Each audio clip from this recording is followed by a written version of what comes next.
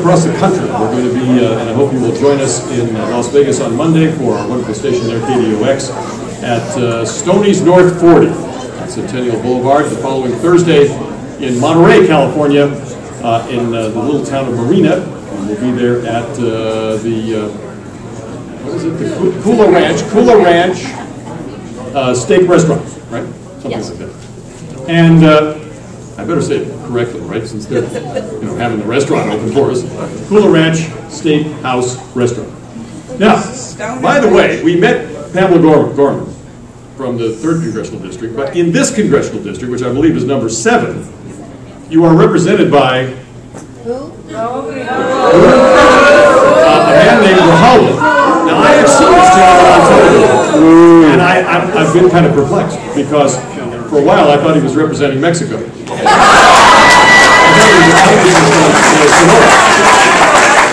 And I thought, my, his English is very good. But his politics is the politics of Mexico.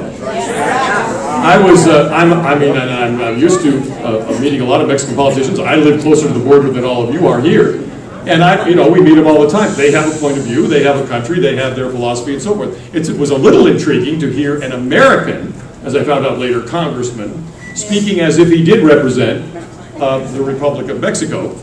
He is being challenged, and I suppose we'll learn more about this in a moment, in this 7th district by Ruth McClung, who is in the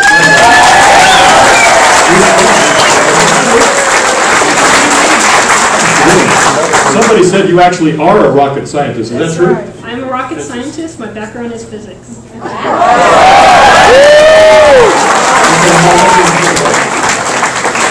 I remember being in high school, and the smartest girl in physics and geometry, the smartest student was always a girl. And you were just, I can't, what is the story with this? So you were that girl, weren't you? Yes, I probably was. But now you're running for Congress. Why in the world would a rocket scientist, and obviously somebody with a great future in your business, be involved in running for Congress? What? I think we do need some rocket scientists in Washington. We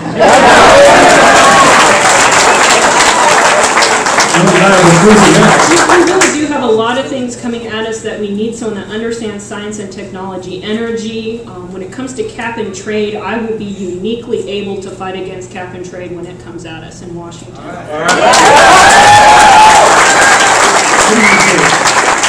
When you look at the incumbent, there's no, I guess anybody would be a big contrast to this fellow. But what do you think the chief contrast is? What are you going to, present to the voters? What I tell people, the biggest difference, and there are many, but my opponent believes solutions come from Washington, D.C. We need more power to go to D.C. We need more money to go to D.C. I'm the opposite. I believe we need to bring it home. We need to bring it back to the local level. We need to bring it back to the local level. And I believe the best solutions are made at the local level.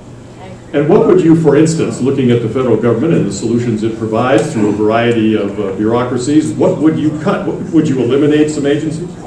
I do believe we need to do a lot to bring it back to the local level. I'm a big favor of a zero-based budget. We need to go through our budget line by line, pick the priorities, say this is what we're going to spend, and when we run out of money, we run out of money.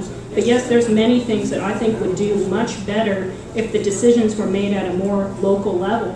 One of them is our education. We put blanket generalities on every school in the nation, so schools in Arizona get the same rules, the same legislation as a school in Oregon.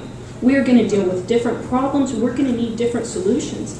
And talking to some school board members, they say, look, we know the money is tight, but we have no freedom to even try to come up with a good solution because the federal government has told us what we have to do. And I would personally like to get those decisions back to the local level. Let's make people that are right there in their community make the decisions that are going to be best for their community. How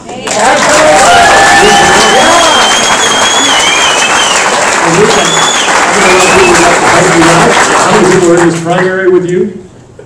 There's 4 of us now. 4? What does it vary? One did back out and endorse me.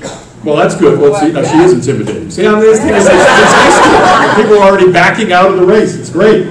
Good for you. Now, so you're down to 4, and how do you think you're doing?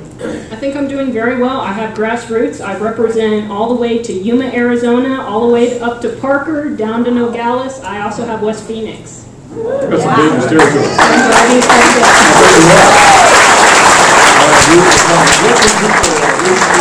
On the web and help you out. My website is www.ruth4az.com.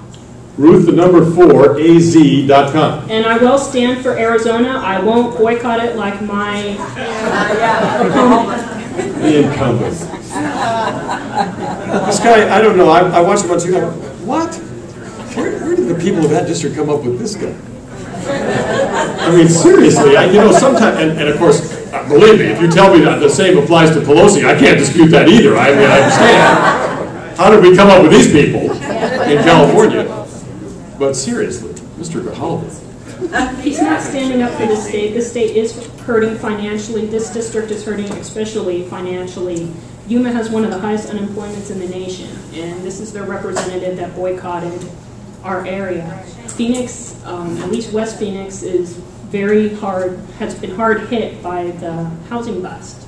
Once again, he represents this area, or he's supposed to. So he's taken all these areas he's supposed to represent and completely ignored them. And then many places, such as Parker, Arizona, has 50% tourism, and their representative just boycotted the state. Ruth McClung, we're here to boycott Arizona today.